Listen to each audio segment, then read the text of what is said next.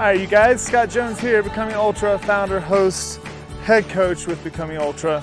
And we're working on strength and ways to prevent injury and to just test and see where we're at on a regular basis. This is a great set for middle of the week after 4 to 8 mile run. Legs are warmed up, but you're not completely fatigued. And you're gonna find a bench, a chair, a step. You could be at a local park. Benches are good for that. I have my deck out here and I have variable heights that I'll mess around with a lot of times, but today we're gonna go from about 90 degrees. And the whole goal of this little mini workout after your run is, once again, just to test stabilizers, test fatigue after these runs and see where you're balanced. If your right leg is stronger and you do better on your right leg than your left, then you know where you need to work next time you get into the weight room on your next set. Maybe some things you need to work on your runs out there. So this is a pyramid. We're gonna focus on eccentric, slow contractions on the down phase and 2 legs on the way up. This will all make sense in a second. We're going from 1 rep to 8 reps on 2 different exercises. So eccentric drops, nice and slow, about a 3 count. 1, 2, 3, to the bench, both feet up together, left leg. 1, 2, 3, come up with both legs. Then we're gonna go right into split squats, back foot on the bench, back knee goes about 1 inch from the ground, nice and deep, all the way down, all the way up. No count on this one, just good range of motion, pretty quick and powerful. And then 1 on your left, boom. Now we're doing 2 each. Right, 1, 2, 3, pop up with 2. Right, 1, 2, 3, pop up with 2.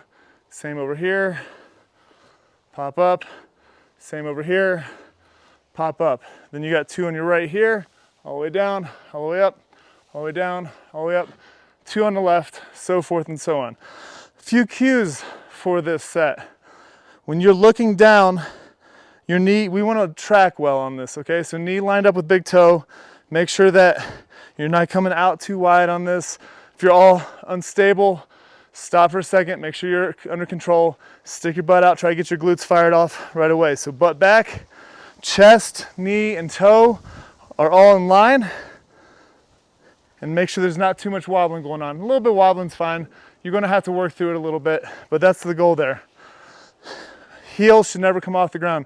A lot of times you'll see people push their knee forward first and then try to get down into that, and that just makes the fulcrum, your knee, right off the bat. We want our fulcrum to be up here where our big movers are. And left side, like what I notice is my coordination, nervous system, proprioception on the left side is not as good. So I had to think a lot more to be able to stay in that position all the way down. Now, you graduate from this movement, you get strong, dropping down with 1 leg, coming up with 2 is not a problem anymore. Then eventually you can go down on that 3 count tap and back up on 1. That's a lot harder than it looks if you haven't done single leg squats before, but it's great for runners.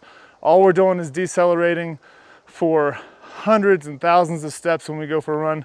We're just working that in a little bit more control here. Then on your split squats, you just want to keep good posture, chest up, back knee collapses about 1 inch from the ground. Let that back leg kind of go dead, and then everything comes from right here. Push through that heel, stand up tall. We want to be as tall as we can from our heel to our shoulders on this one.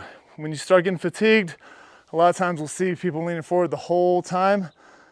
You're not gonna hurt yourself, but we're really looking for range and glutes firing off. There's 800 different ways you can do this stuff. Pay attention to the basics. You're not gonna hurt yourself. Get a nice little burn after your run, assess, and you know what you can work on to get better next time. Thanks a lot, y'all.